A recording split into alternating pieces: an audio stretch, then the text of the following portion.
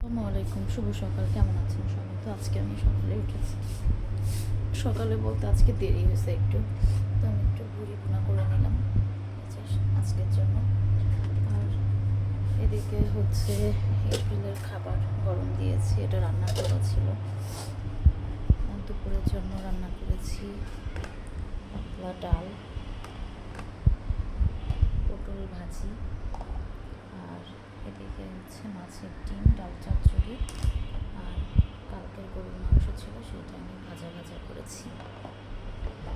মোটামুটি এটা হচ্ছে আজকে সকালে আমার রান্না।